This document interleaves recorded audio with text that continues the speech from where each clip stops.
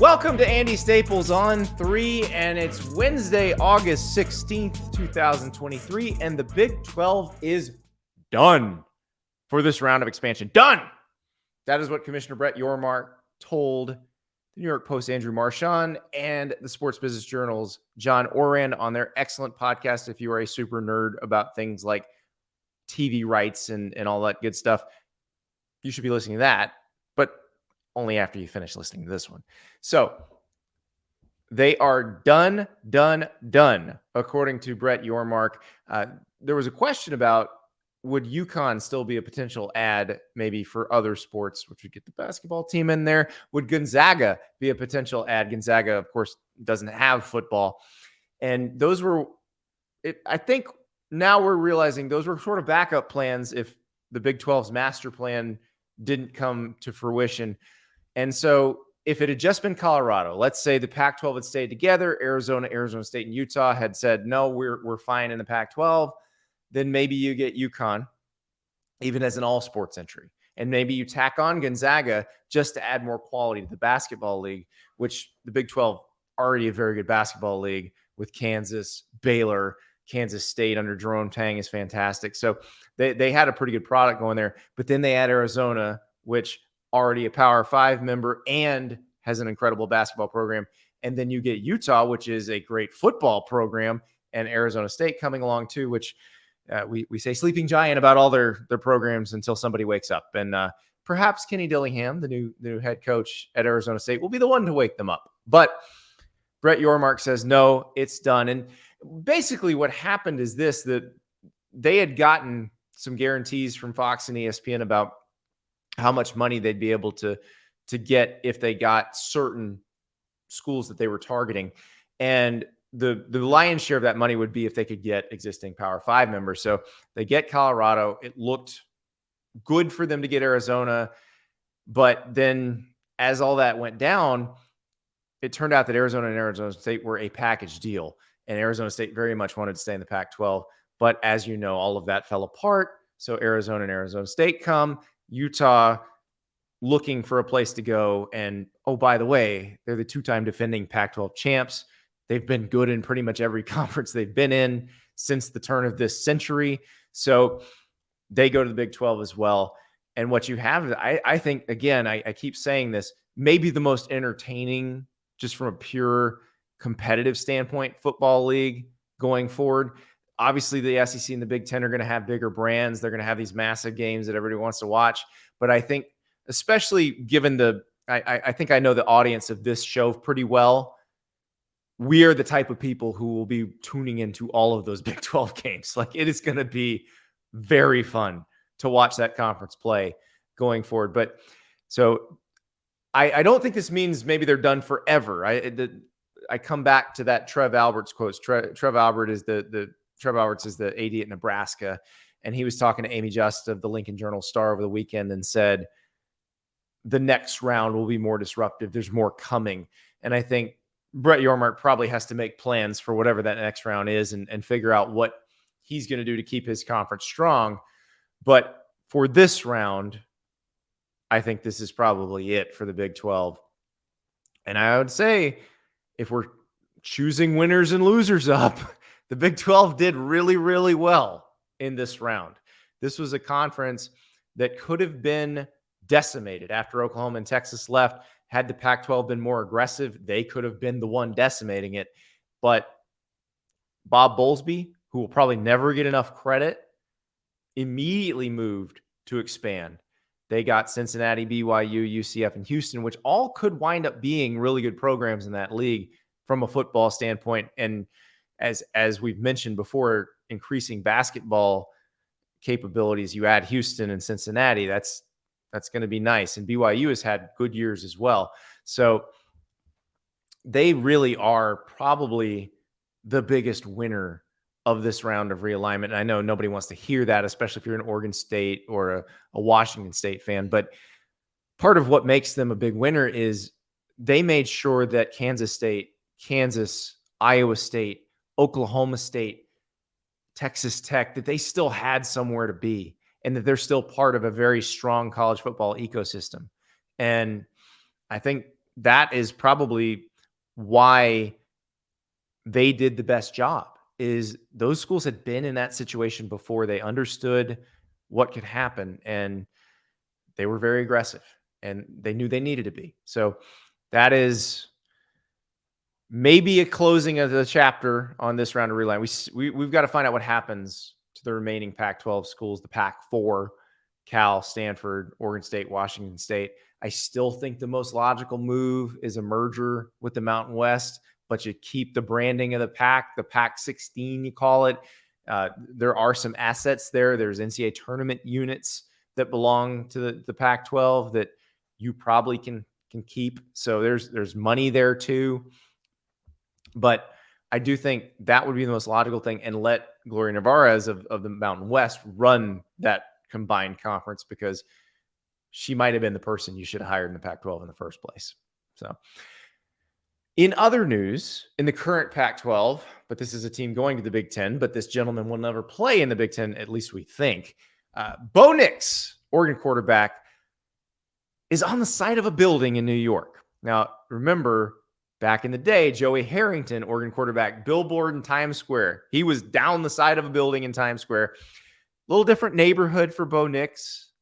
He is at 23rd and Park, basically. So he's hanging out by Sugarfish and Gramercy Tavern. But nice digs. But Bo Nix in New York. I like this. I like Oregon pushing their guy, making sure that the nation is aware of him. Now, the nation's very aware of Bo Nix because he was a starting quarterback at Auburn for 3 years before he went out to Oregon. But you know, if you're thinking, oh, this is Bo Nix, I don't know how I feel about him for the Heisman, I will point out, before he got banged up against Washington last year, his stats were tracking almost identically to the ones that Marcus Mariota put up in his Heisman season of 2014. So when we talk about how loaded the current Pac-12 is at quarterback, we're not joking. Caleb Williams at USC is super special, won the Heisman Trophy for a very good reason last year, is a guy who I think could potentially become the only repeat winner since Archie Griffin, and will probably be the number one pick in next year's NFL draft. He's special. But you heard Jed Fish on the show this week talking about Jaden DeLora. You heard, Bo Nix has been the subject of a lot of praise. We'll see if Cam Rising can get back from the knee injury at Utah, but he could be special again and has led his team to 2 consecutive Pac-12 titles. You've got Michael Penix Jr. at Washington, who led the nation in passing yardage last year. I'm very excited to watch these guys play. We'll see if DJ Uiagalelei is the guy at Oregon State. Can they resurrect his career there after the time at Clemson? They return a bunch of guys. They can run the ball really well. They're not going to put a ton of pressure on him to have to be the savior there. So it's going to be a fun year in the Pac-12, even though this is probably it for the Pac-12 as we know it. So, but I do appreciate Oregon. They've always been great at making sure that O is very recognizable nationally and that their people are recognizable nationally. Well, now if you're in New York, go say hi to Bo Nix, former Auburn quarterback, current Oregon quarterback, and I guess go get some sushi at Sugarfish. Good show today. We're talking freaks with Bruce Feldman of Fox Sports and The Athletic. He puts out the freaks list every year. It's one of my favorite times of the year. This is a story that I just cannot stop. It's 101 guys this year. It's usually 100. He had to add one, and you'll hear why. And the dude's name is Neck, which is just tremendous. But we talked about what that means for Penn State, how many freaks they have on their team, why Michigan has gotten better, and the freaks are a big reason. And also maybe a little reason to be optimistic about Miami because of a freshman freak. Bruce Feldman talking freaks next. Later in the show, Shea Dixon joins us for an update at LSU. Denver Harris was a very high-profile transfer from Texas A&M. He was a very high-profile recruit at Texas A&M. He is he's not with the team now, and Shea will give us an update on what's going on in that situation. And also fill us in on some freshmen at LSU that we should be marking down right now because they will be names we know once the games start. But first, let's talk about some great names with Bruce Feldman as he talks about his freaks list. Lots of guys that you've heard of, but also some guys that you probably don't know anything about, including a guy named Neck and a guy named Thor. Here's Bruce Feldman. One of the greatest weeks of the year, every year, when the Athletics' Bruce Feldman puts out his annual freaks list. It is Freaks Week. Bruce, you're the greatest freak of them all because I know how much work it takes to put together this list that you do every single year. There's some people who don't do this much work in a year, and you do it for this one story. So thank you for that. But this was one of the more fun ones to do. You're leading off with a true freshman. You've got a bunch of guys that are, we're going to learn about them in the draft process, but you've also got some guys that we know very, very well on this list. Yeah, I feel like they're all kind of unique when, depending on the year and everything. But what was different with this, as you said, Nyckoles Harbor, true freshman, who is a big time track credentials guy. That was a little bit of a curveball for me. And then, there was a couple of supersized offensive linemen that I was like, oof, and I had Evan Neal on here, number one, a couple of years back, but I just think they're, these are younger linemen too. And so I know we'll get into them, but it's just like, it's a little different this time, I think. I never had as many players I had from one school, but the Penn State Hall of Freaks was, kind of a wow thing. And it's like, I can't not have Abdul Carter because I know what he's like. And I can't, it's like, so you kind of have to find room for it. And then I ended up having 101 this year because I had a coach reach out to me from a Power 5 school who made a strong case for one of his players. I was on the phone with their strength coach at like 10:30 at night, that guy's time. That's great. And as you know, Andy, on the publishing schedule for The Athletic, I'm on the West Coast, you're not, but I feel like those stories go up at like 2:00 in the morning, my time. Yes. And so I'm thinking like, how am I going to, fortunately our editor, she was like, no, she was like, but who do you want to bump? And I was like, and I'm looking at it and I got Neck Mitchell, a nose guard from Southeast Louisiana sitting at Neck Mitchell. Wait, he's from Louisiana and his name is Neck. I don't. Yeah, exactly. I was like, I'm not bumping Neck, and the world needs Neck Mitchell on this list. And she was like, let's just keep 101. I was like, great, let's do 101 this year. That is amazing. Well, I like the Penn State thing's interesting to me because this is what I've been saying about Penn State all off season, because I keep saying we keep making this an Ohio State, Michigan thing, but don't be shocked if Penn State is in the hunt for the Big Ten this year because of exactly what you said. And it's not just the freaks aspect of it, but the fact that some of these freaks are major NFL prospects. So you got Chop Robinson, Jordan Vandenberg, Olu Fashanu, Nick Singleton, Zane Durant, and Abdul Carter from Penn State.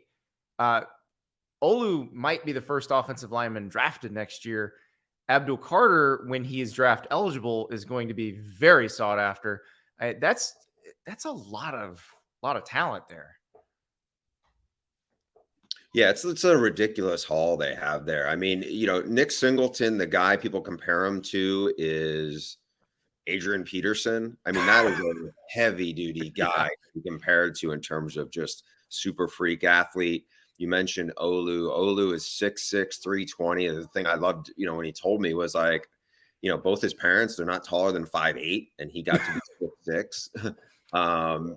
There was really, and again, 3-star guy who is just, last year was 19. People were talking about who's the best O-line prospect in the country. You have a bunch of other guys in there, Chop Robinson, Abdul Carter.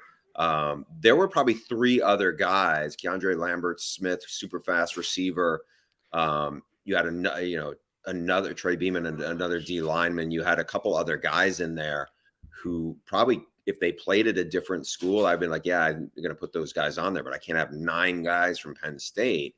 But it's just ridiculous how much talent they have and explosive athletes. And I know people will look at this, and I actually mentioned this on Twitter when I put out the story. It was like, people are going to scoff, oh, these numbers can't be real or whatever. It's like, this school in particular, Penn State. We've seen it time and time again, whether it's Saquon Barkley, Micah Parsons, Owe, Gesicki. These guys put up ridiculous times when we had them on the freaks list, and then they go to the combine or the And do pro the same day, thing. Yeah. and they match them or exceed them. So that place has got a ton of them. Well, and I think your freaks list kind of predicted the rise of Michigan too, because over the years you've had quite a few Michigan players on this list. Ben Herbert, the strength coach there, is great at getting you video. Arkansas, yeah, and he's also, yes, he is great at getting the video. You want proof? Here's your proof. Yeah, and that I love watching those. They've got that big set of stairs that they do the leaps up, but the one you had Chris Jenkins on the list this year, defensive tackle from Michigan, and he's doing a Turkish getup in one of the videos you put out with a 170-pound dumbbell in his hand. That's crazy. It is insane. It is just insane. Like when I saw Harbaugh, last time I saw you, Andy, we were both in Indianapolis for Big Ten Media Days. And I saw Harbaugh, and he, gave me this bold quote that he thinks they're going to break Georgia's record for the most players drafted in a single draft. He said he thinks they're going to be 20. And he said, Chris Jenkins, I think, is going to watch him go as a top 10 pick. And, our old friend Dane Brugler, who's our draft analyst at The Athletic, he had, I think a lot of guys were like, yeah, he could be a top, top 100 pick or whatever. But I don't think anybody's realized just what this kid's evolution is now. I mean, he was in the 250s, and also, by the way, another 3-star guy who's really blossomed there. His great genetics. Obviously, his dad was also Chris Jenkins, who was a Pro Bowler in the NFL. But the numbers he puts up, the stuff he does, now he's 307 pounds. And 34-inch vertical jump and shuttle times are crazy, or like what you'd expect from honestly, from a running back. I mean, and he's been really good against the run, but they think he's really taken his game to the next level from the coaches I talked to this past month as a pass rusher. Yeah, it is. And Mozzie Smith was one of those last year where it didn't seem like he was that big of a draft prospect going into the season, and coming out, obviously he was, and they've just been great at that. Yeah, he goes in the first round. I mean, they sent me all this stuff, the combo twist, 800 pounds and just incredible strength. And look, you're seeing plenty of video now at a training camp of that strength, of what he's, the Cowboys need him to be a guy to clog up the middle and not get rooted out of there. And with that kind of strength, he definitely has it. Now, he was 337. Chris Jenkins isn't that big, but some of the other guys, a little like Penn State, there was 3 guys on there. Zach Zinner, who's been a really good offensive lineman, 6'6 plus, 325, and he vertical jumps 33 inches, and his shuttle times are really good. Mike Sainer, still a great nickel guy there. Jumps over 40 inches, and his shuttle times are under 4 seconds. So. Wow. Even Blake Corum, another one, super strong, 30 reps for a running back at 2 1/4, and also his shuttle times. We know he's coming off the knee injury, is a pretty spectacular athlete. So they're deep in it as well, in Ann Arbor right now. So even their transfers at Michigan are making the freaks list. You got Julius Welshoff, who has transferred to Charlotte for our favorite guest so far on the show, Biff Poggi, and this guy's a mogul skier who could do flips. Andy, I had him on, probably 4 years ago, and he was a kind of a regular on the freaks list the last few years. I mean, he was a guy who was doing backflips, walked on his hands for like 50 yards. He's from Germany. Just, some insane video we used to have of the stuff that he could do. And he's still a guy at 6'6" now, 265, who's going to, vertical jump in the mid 30s and broad jump 10.6. We'll see what he does with Biff, because I think he's going to be showcased a lot more as an edge rusher right now. And I think, they obviously have a Yabi Oki, or Yabi Anoma, as he was known before, when he was a 5-star, and he was bounced around from Alabama and ended up at Michigan. Played for Biff in high school. Played for Biff in high school. That's right. And so I think it's going to be fun to watch that Charlotte program. And I know it'll be very entertaining with Biff to see how it comes together in the AAC. Oh, it's going to be tremendous. But I think the thing that surprised me the most when I opened the Freaks list this year, because usually you do lean toward experience, but this year you led off number one with a true freshman, and it's a guy that we've talked about a bunch on this show because Spencer Rattler was on talking about him. Shane Beamer was on talking about him. Nyckoles Harbor, South Carolina receiver, 6'5". Shane Beamer told us he weighed 243 the other day, and he's run a 10-200. His 200 time is blazing. What can this guy be? I mean, he could be a great edge rusher. Could he grow into he's going to be a matchup nightmare. That's what he's going to be just because of that size. And so I talked to Shane as well, probably a couple of days before this, to get his updated numbers. Do you have any GPS times on him or what have they done? Because we know he's fast. As you said, 10-200 is crazy fast. And to put it into context, so Shane has a tight ends coach named Jody Wright, who was at Alabama for a while. And he was there when they had both Julio Jones and, among others, and Derrick Henry. And we talked about that kind of comparison. Obviously, those guys are really big, freaky dudes.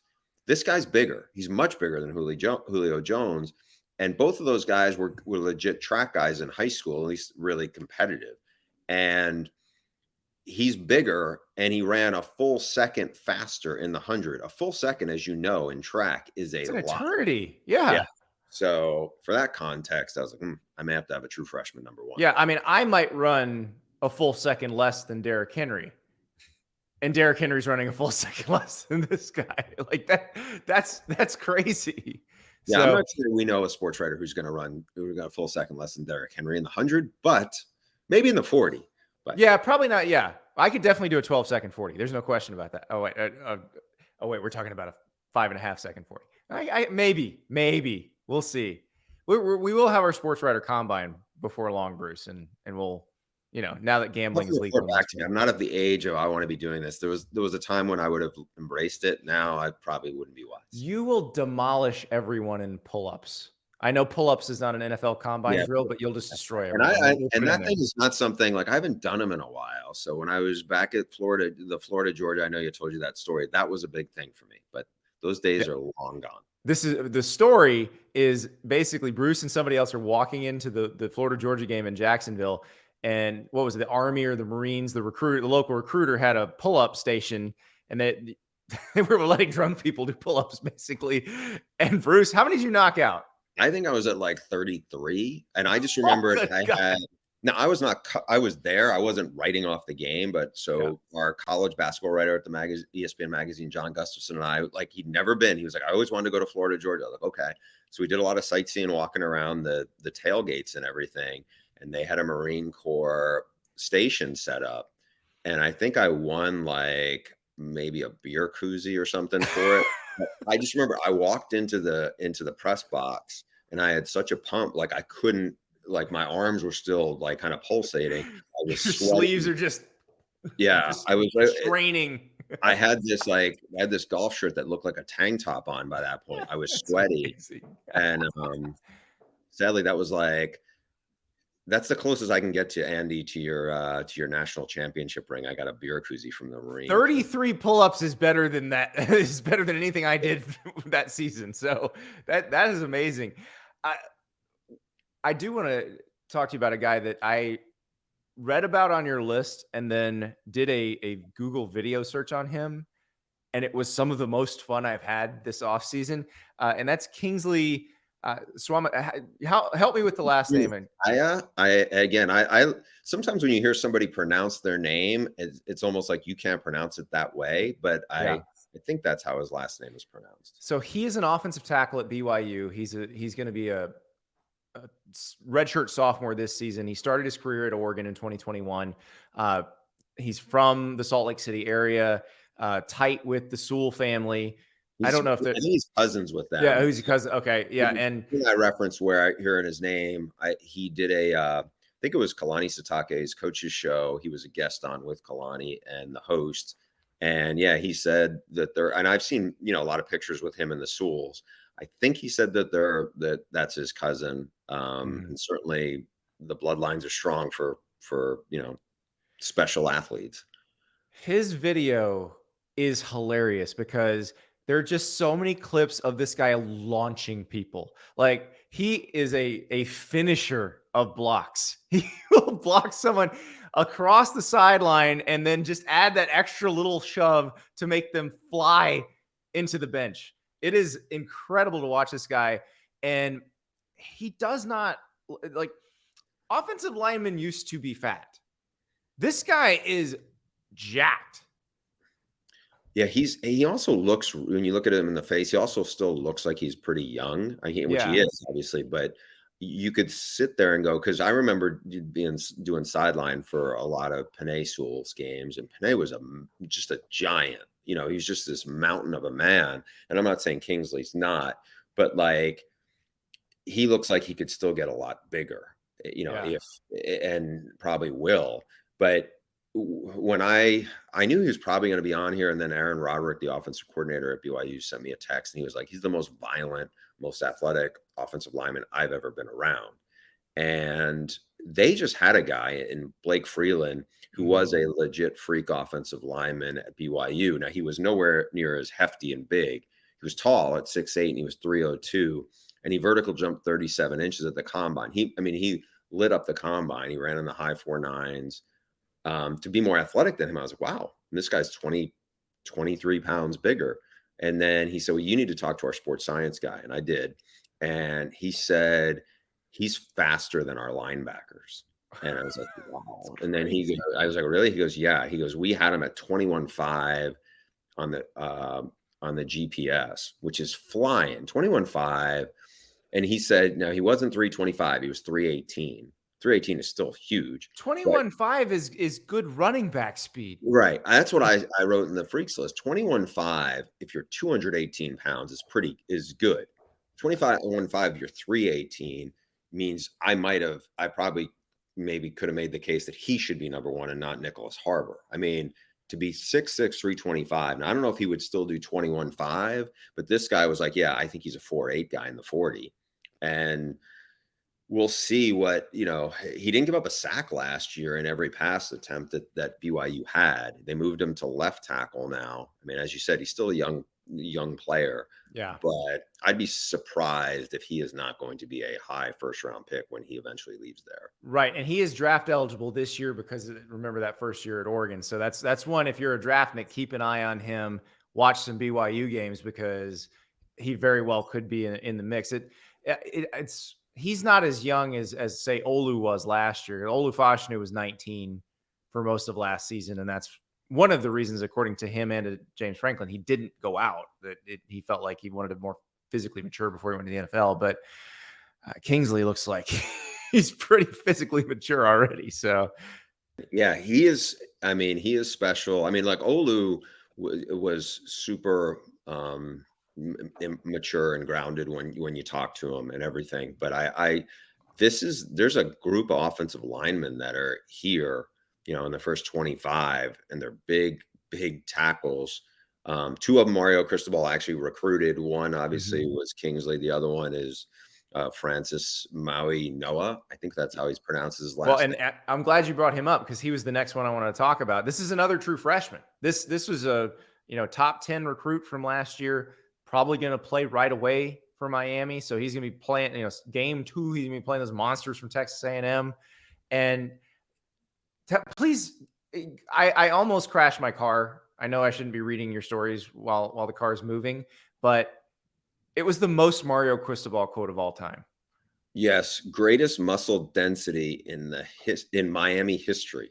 And you said it, and I agree. That's like, I thought the exact same thing. It's a freak thing about a freak, there's always ways, because we're so used to quantifying these things with vertical jumps and 40s and bench press reps and whatnot. And then there's this, and it's not like the only time I've ever heard something along these lines, but it's something now. And just the idea, 6'6", 341, and I'm gonna have to read this part to you, only 20.9% body fat, which, as you know, for an offensive lineman is pretty lean. So he has 270 pounds of pure lean muscle mass, which is, again, he is young. He is a true freshman. It's not like he's had 3 years in a college weight program. He didn't. So, and then the other parts of this 1-7-2 10-yard split. The only 300-pound lineman at the combine who ran faster than that was the aforementioned Blake Freeland from BYU. And Blake Freeland is 39 pounds less than this young kid. Well, and so I don't know if you saw the pictures we were rolling while you were talking. There's a picture of him with Joe Salavea, their defensive line coach. And if you've never seen Joe Salavea, he looks like he could play defensive line in the NFL today. Yeah, right now. He looks very small compared to young Francis. I know, it's crazy. It is crazy how when you see somebody like that make somebody who, I go back to it's one of my favorite videos, and it's it's two people I really like, but there's that video, it's like of a college game day, little like demo field. And our friend Cole Kubelik, who by all accounts, I mean, he was a starting center in the SEC. Yeah. He's now not a small man. No. And Marcus Spears just tosses him like he's a crouton. And I was just like, I don't know if I'm sure you've seen that video where it's like, oh yeah. But Spears would have made, if the Freaks list had existed when Spears was playing, 320-pound defensive end who probably legit could have played college basketball. Yeah. Yeah. But it was just like, I mean, again, to see a huge man throw another big man around like ragdoll him. Like, I mean, he basically, like, Marcus Spears made Cole Kubelik look like he was like throwing around Chris Vanini. It was just like, and so our former coworker, or my former coworker at the Athletic, Chris is probably 170 soaking wet. Yes. 170. No, Chris is probably 147. Trying to give him a little more. Anyway. But yeah, that's crazy how to see that because like you said, this is one of the biggest coaches in college football in terms of was a big time nose guard, still a huge hulking guy, and just to see that for scale is something. It is unbelievable, and so I love this stuff, and now it makes me more excited to see Miami play, because this was kind of Mario Cristobal's mandate, is get them better on both lines of scrimmage. And this sounds like the kind of person who can. Now I realize we're putting a lot on a true freshman. Yeah. Well, the other offensive tackle, the other 5-star guy, Samson Okolona, is actually not that far behind him in terms of he's not quite as massive, but he's close, and he moves not quite as well, but pretty close. Yep. Well, let's stay on the line of scrimmage.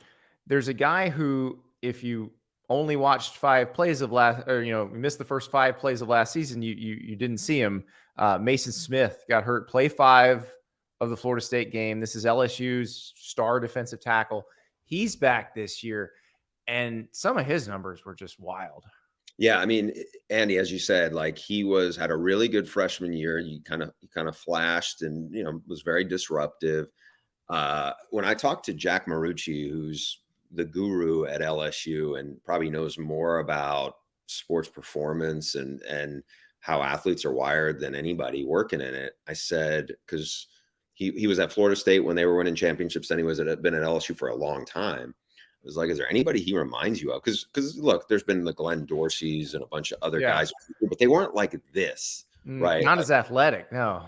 But also not as big in terms of just not as like rangy. And that's what he really is. And so he was like, no, I don't think in terms of being a guy who could be outside, in terms of being a guy who can definitely be inside. But the numbers at 6'6", 315, over 19 miles per hour on the GPS, and just the length and everything else, he's 15 pounds bigger than he was last year. I would expect, and this is a potentially dominant D line, because they have 2 other guys who could have been on the freaks list as well in that group. Yeah. And that's where with LSU, they may need to make up for, which is weird to say about LSU. They're not as deep in the secondary as they usually are. So they may have to make up for that up front and get after quarterbacks, but this dude is going to get after some quarterbacks. Yeah. He's going to be a problem. You obviously have Harold Perkins, who's super, warp speed. You get Omar Spates there. Going to be a fun defense. I think Matt House is a really good defensive coordinator, and he's got a lot of pieces to work with, especially in the front. I don't feel like they have like those cats that like when Corey Raymond, who's now in your backyard at UF, he had a bunch of dudes. And I don't know if they have that caliber of guys on the back end, but they're going to be a problem for quarterbacks just getting it off. So speaking of backyards, in your backyard, you have a transplant from the Midwest. Carson Steele, stole our hearts as a Maction tailback at Ball State. He's the guy who's got the pet alligator named Crocky J. He's just blonde hair. Like, he's now at UCLA, and it feels like that they want him to kind of fill that Zach Charbonnet role. They do. And look, they have big backs. He's not the biggest back in the running back room. They have two other guys who are actually bigger, but he is super strong, a 450-pound bench guy, squats almost 700 pounds, but he's explosive, almost, vertical jumps, 35 inches, hits 21 on the GPS. And there's some great stories about him when he first transferred there. He was blowing people away in the weight room with what he could do and just how physically strong, especially his lower body is. I think Chip Kelly loves this guy. And he was I think he was like 95th on the freaks list last year. He's in the top 25 now, and he's a good fit for what they want to do. They want to be physical. He's a hammer. And I think, I think don't let the long, like the beach look of his headshot fool you. This is a really, really, it's kind of like a warlord in terms of. I mean, he's from the Indianapolis suburbs. There's nothing beach about this guy.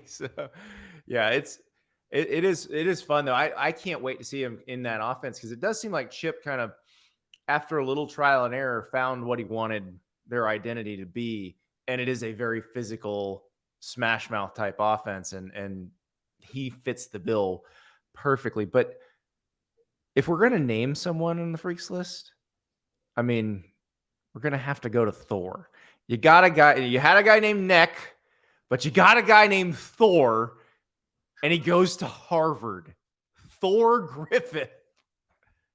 Yeah, the stories about him, Andy, in terms of he grew up as a terrific hockey player, then he was a wrestler, and he's from New Hampshire, and he is incredibly strong. Right. And there's video of him benching 225, 45 times. Oh.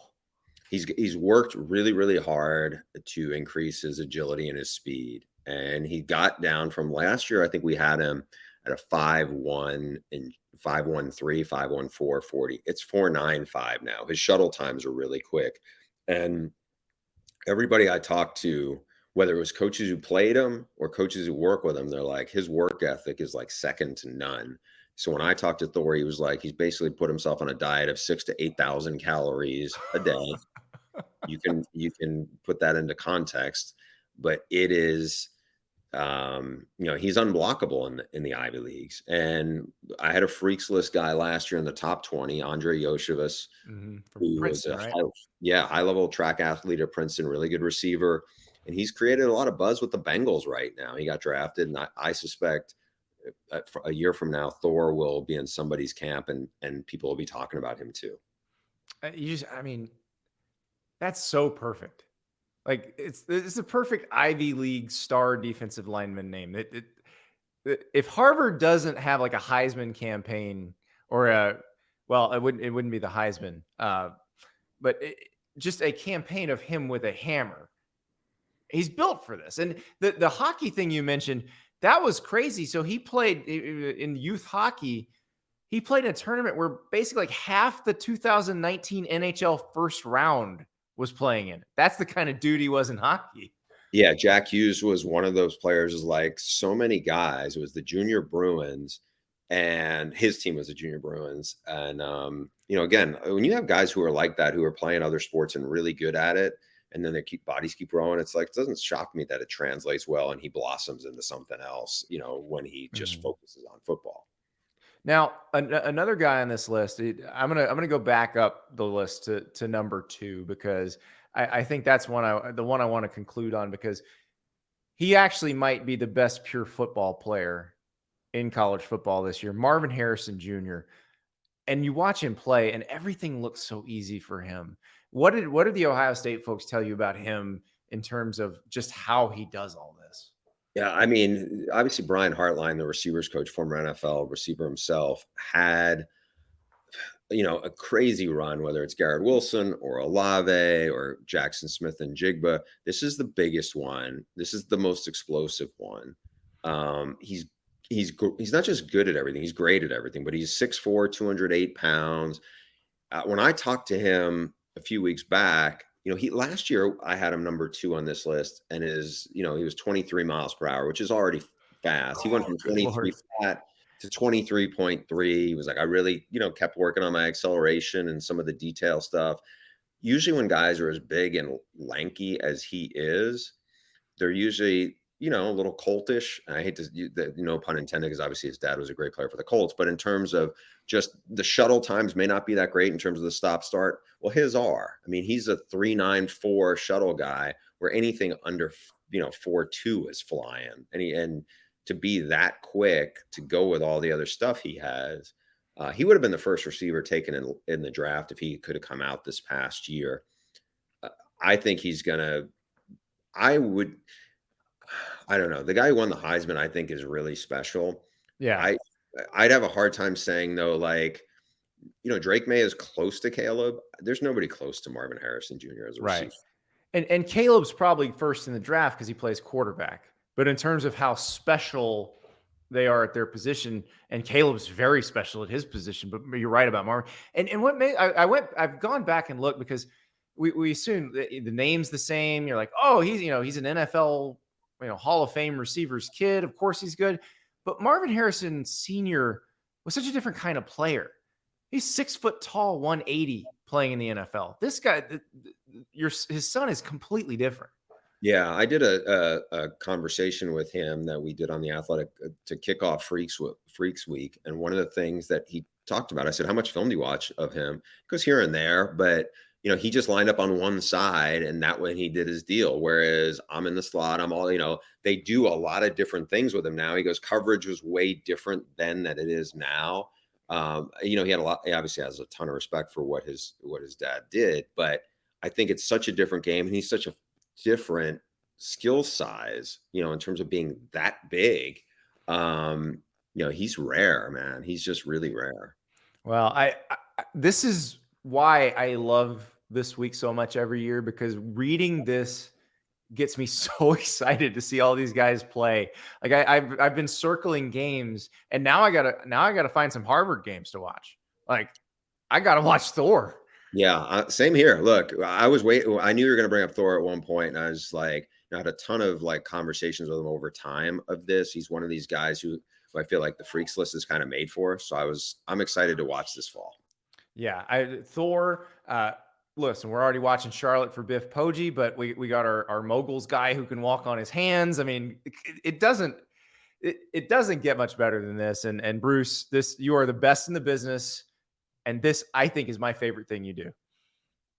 Appreciate it, Andy. It is definitely the thing I feel like I will be most known for my career. And I'm okay with that, because, I mean, it's been a long time working on it. And a lot of coaches and strength coaches and people inside athletic departments have supported it well. And NFL scouts, people and those kind of folks have been very cooperative too. So it's something I love working on. And it's exactly what you said. It's a great way to lean into the start of college football, because you're talking about the players, and that's what gets me most excited.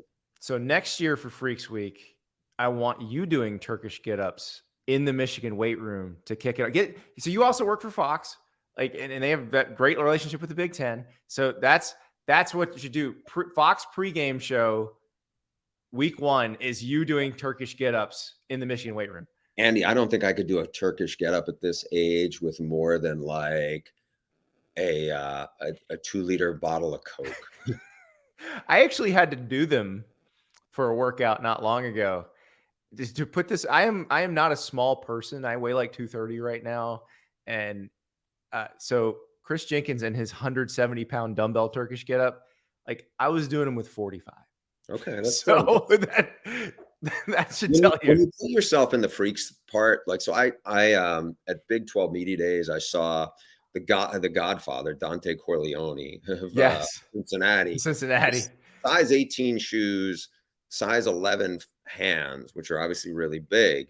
And I don't have small hands. Like I have a size 13 shoe. My hands are pretty big. And I put my hand up against his and took a picture of it. And I don't like, I was like surprised because we were going to run it. I thought we were going to use it, but we didn't. But, just when you just, some of these things for scale, again, I just think 40 pounds is for an average human being is actually a lot to do a Turkish getup, for somebody who's, over 40 years old. I'm not sure I could lift a 170-pound dumbbell off the rack. Yeah, that's a good question. I don't know if I could either at this point. Like, I'd like to think I could, but I'd be so worried about like pulling like something in my neck or something in my shoulder. And then all of a sudden, like a day later, my back is bad because of it. That's where you realize, some of these really, really great college football players are a completely different species. So I played with a guy named Zach Pillar who ended up playing in the NFL for a long time. Yeah. And Florida State guy. So he would be on the incline bench doing dumbbells, and the heaviest dumbbells we had in the weight room were 150 pounds. And he would just be pumping out reps, talking like you and I are, just having a conversation. And I just remember trying to pick one of those up afterwards and thinking, if I could ever do one rep of this on an incline, I'll be happy. But it's nothing to him. Just nothing. So. Yeah, I used to go heavy for me in the weight room, and I was a little under 200 pounds. But there were times where I could not even I was more concerned about, can I control the weight? Not can I actually do it when I'm moving it. Hang on one second. Okay. Shh. Anyway, so enough about my weight exploits. So. Okay. Well, Bruce Feldman, thank you so much for joining us. It has been a pleasure. Thank you, Andy. I enjoyed it, and I definitely appreciate the love for the Freaks List. It's my favorite, and we will talk again many, many times before the next one, but I will probably be texting you with suggestions. Awesome. Thank you. We welcome Shea Dixon from the Bengal Tiger, LSU's On3 home, to talk about the Bayou Bengals. And Shea, it's been a pretty newsy couple days. What is the latest? I know Brian Kelly talked on Wednesday. What is the latest on Denver Harris, the Texas A&M transfer corner? Yeah, what is fall camp without news, Andy? This is what the SEC is all about. Exactly. First off, welcome to On3. I'm my first time being on with you. I'm pumped to have you on the squad. I hope you don't run into any indefinite suspensions or time away from the team, like Denver Harris currently. Oh yeah, I don't want that. I heard unavailable. I heard time away. So we don't know how long that's going to last. And I found it interesting only because, and I know you've covered this because you cover recruiting in this area and you've dealt with a lot of, but so if we go with the Texas A&M class of 2022, the ones who've been removed from the roster, Smoke Bowie went to Georgia, has already been dismissed. Chris Marshall went to Ole Miss, has already been dismissed. And now, what are the words we're using for Denver Harris at LSU? Time away. Time away from the team. Personal things figured out. Okay. So it is not an auspicious debut on their new teams for the Texas A&M 22 members who didn't stay in College Station. No, and look, you laid that out well, because now all eyes are on Denver Harris, and for this to pop up, it's sort of like, man, it's been one domino after the next with that group of guys that SEC West or SEC schools took a shot on for a second chance. I think you go back to high school, Denver had missed games in high school for disciplinary reasons, and he was at North Shore, a team that's competing for Texas State championships at a really high level. So to not have him on the field, this is the same team that had Zach Evans on it. Like, to not have him out there was a big deal. That's also the team that Zach Evans got kicked off of. That's also true. You'll remember that a year ago, A&M played Miami in the season opener. Well, he was one of the guys that sat out of the game because he missed curfew. So he comes back week 2, whatever it was. By midseason, he was on the On3 freshman midseason All-American team. Yeah. And he was living up to this 5-star billing, and he's got obviously think he only allowed like one catch maybe through like the 6 games he played.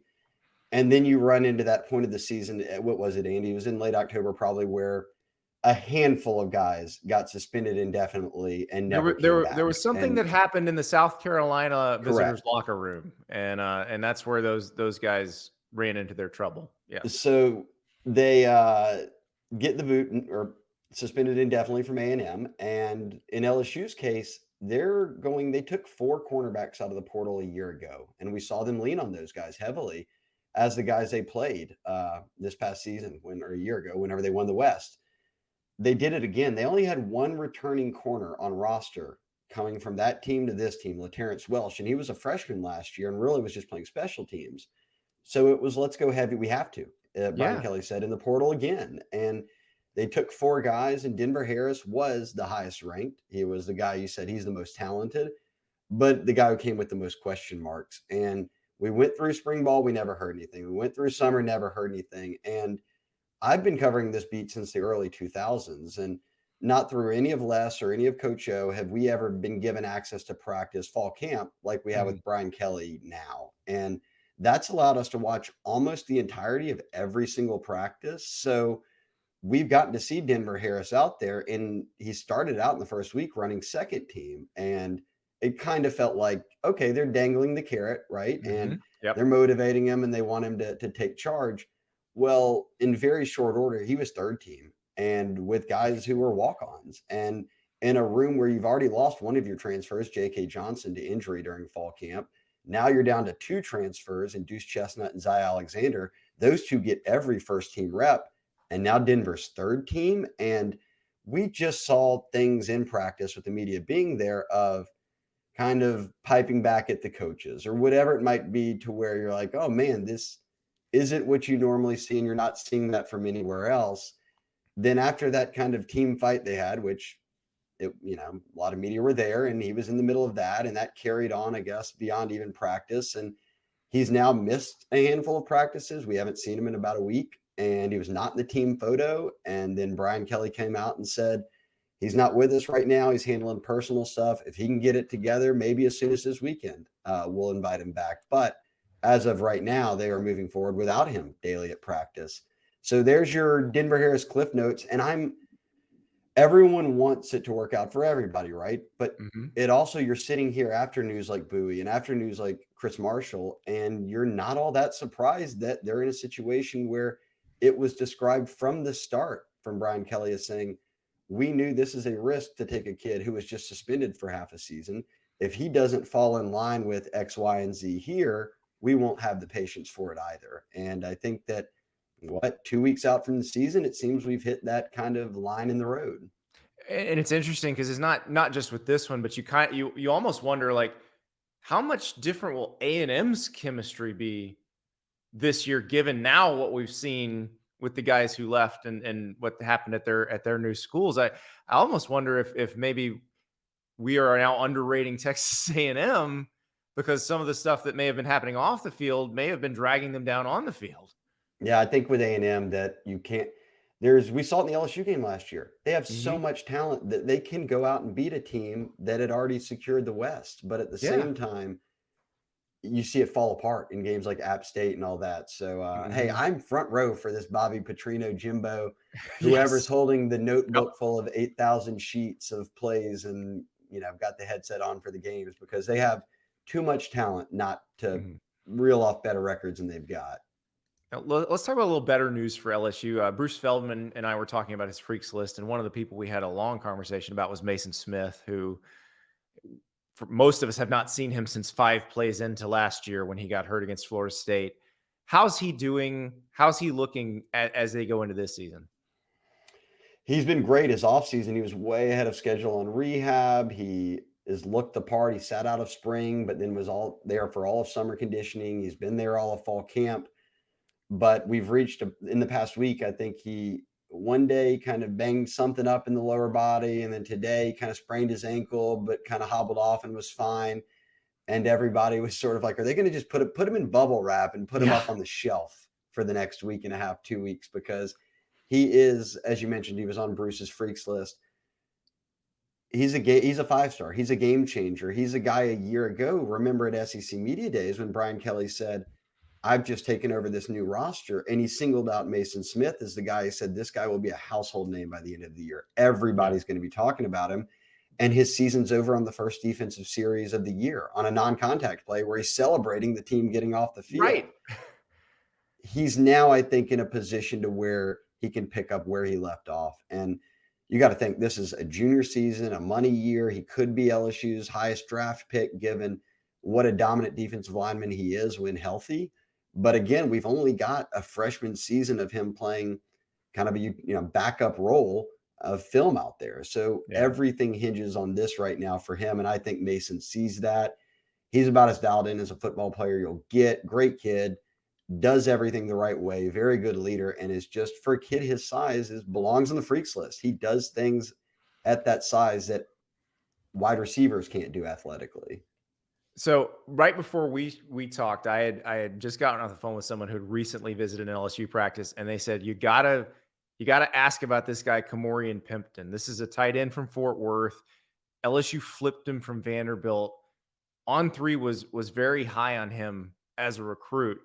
But how's he been since he got on campus?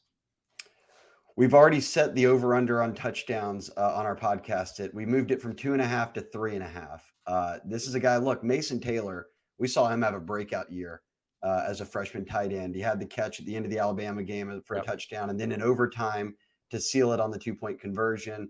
And he was their go-to guy all year. Well, now he's got some help. And we know that between Kelly and Mike Denbrock, they want to play multiple tight ends. And now they've got the chance to do that. And they've got a handful of other guys that'll be out there more as inline blockers. But a guy like Pimpton is 6'6", as you noted. As a recruit, he was committed to Vandy. He had switched high schools late in his career and then just blew up. And Texas, for a long time, was trying to flip him as the in-state school. They ultimately didn't. It came down to the very end, and he flips from LSU. And to describe what kind of kid we're talking about being committed to Vanderbilt, he used the word sanguine, so grab your dictionary, when describing his LSU offer on social media. When I saw that, I said, he's sticking with Vanderbilt, no doubt in my mind. But LSU pulled it off, and like I said, we've been at all the fall camps. He averages once a week a catch where you're like, oh my gosh, like get him in the red zone and nobody's guarding him. He's such a mismatch. Charles Power, like you said, On3 ranked him our national director of scouting and rankings as the number 4 tight end in the country. He was easily in the top 100. I think he's a guy that a lot of people will start to take notice of this year. And remember, for LSU, Andy, they had Eric Gilbert, the number 1 tight end in the country, and he lasts half a season, during the COVID year. They had Jake Johnson, Max's younger brother, who at one time was the number 1 tight end in the country. Max transfers to A&M, and Jake flips to A&M. So this feels like, beyond Maason Taylor, this feels like finally their chance of capitalizing on a guy who is thought to be sort of head and shoulders above everybody else at the position coming out of high school. Well, and to be able to play 12 personnel and really, we've seen Georgia do a lot with 2 tight ends on the field. It does just really diversify your offense. We're going back to the Les Miles days, aren't we? We're diversifying our offense. No, we're not. We're not promising. That's what LSU fans use the tight end and not using him. No. But yes, this kid is, again, 6'6", catch radius off the charts. Keep an eye on him. Maason Taylor is going to start. But yes, Kamorian Pimpton will be a name a lot of people will quickly have an eye on. Any other freshmen that we need to know about? Because this is, Will Campbell came in last year and everybody said this dude's going to start at left tackle. Emory Jones was the one who maybe was a little more of a surprise. And then, they make him the starting right tackle in game 2. And all of a sudden it's like, oh, there's 2 great true freshman tackles on this team. Yeah. And now they've got a third with Zalance Hurd, who, think of how unfair this is. Zalance Hurd is a Louisiana kid, a 5-star. He and Will Campbell played on the same high school team at Neville. So they had 2 5-stars at left tackle and right tackle. And A.J. Allen, their running back, went on to sign with a college team because he had everywhere to run on every play. Those 2 guys are pretty unfair at the high school level. But you mentioned that Emory Jones and Will Campbell a year ago were your 2 starting tackles. Well, Emory Jones was a guard prospect coming out. He just won the right tackle job. The question is, can Zalance Hurd as a freshman do what those guys did, which means at some point in the first month of the season, He's worked his way onto the field. He's in either a rotation or he's starting. And then maybe you slide Emory Jones inside. Now, we've seen, like, again, every camp so far practice, Emory Jones has been at right tackle, but Hurd has been second team right tackle and third team. So they're getting him those reps. We'll keep an eye on it.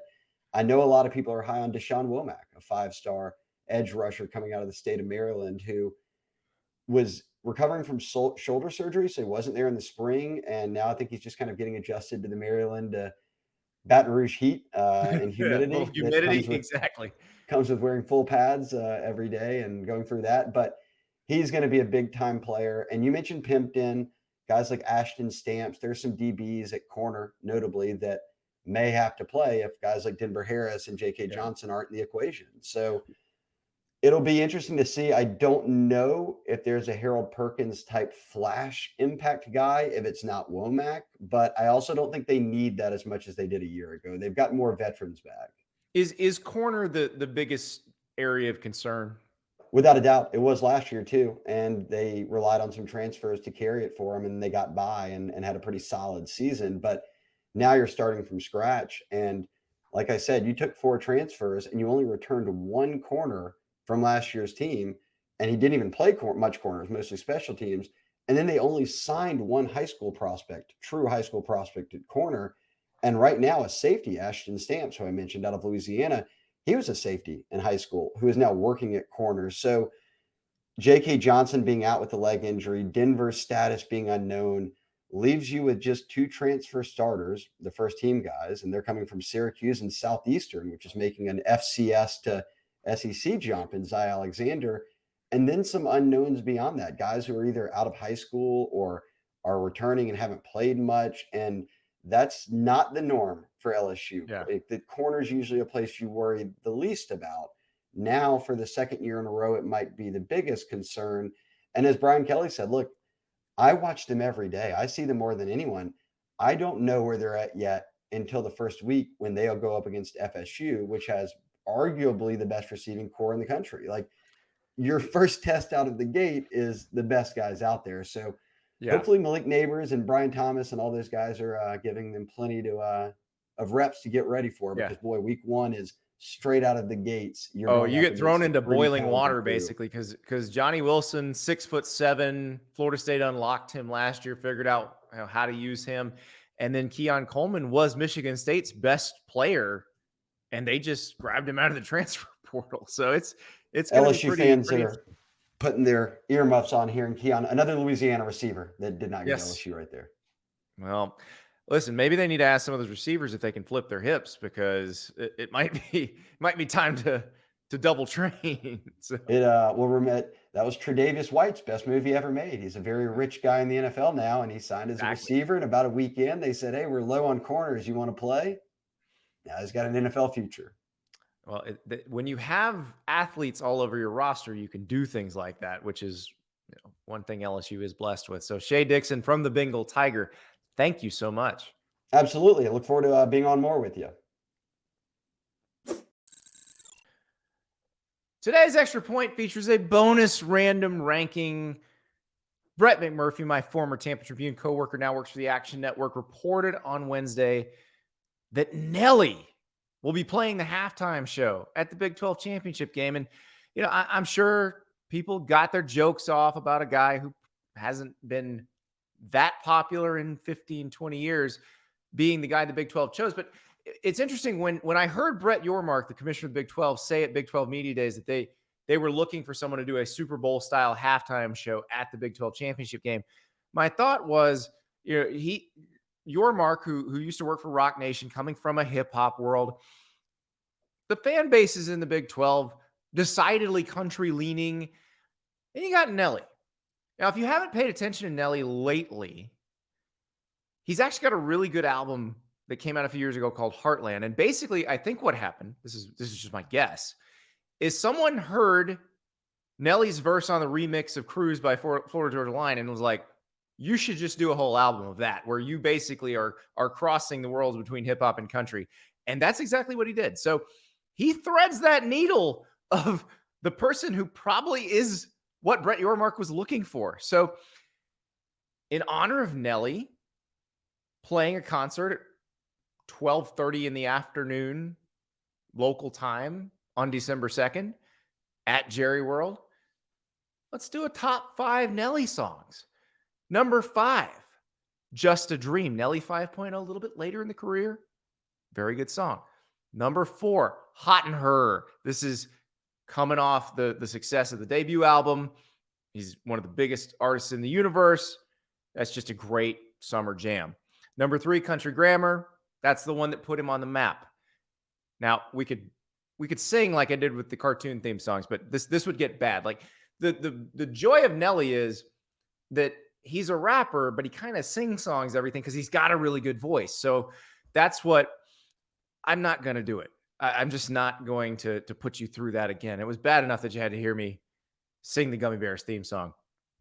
Number 2, I mentioned that Heartland album, Good Times Roll. This is actually a Jimmy Allen song with a Nelly featured verse, but it's on the Jimmy Allen album and the Nelly album. So I'll give it to him here. Number 1, we go back to the debut album, Ride With Me. Yeah. You hear those opening guitar strings. It takes you right back to the summer of 2001. You know exactly where you were, probably sitting in the sun on the beach in a convertible. Even if you were never in a convertible in the summer of 2001, that song makes you feel like you were riding down the street in a convertible, just letting the Rays cook. Those are your top 5 Nelly songs. Let's see how many of those that he plays in the Big 12 Championship halftime show.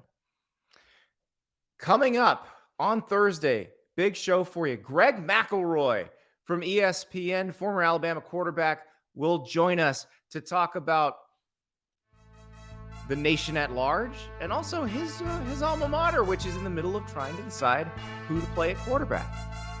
We'll talk to you tomorrow.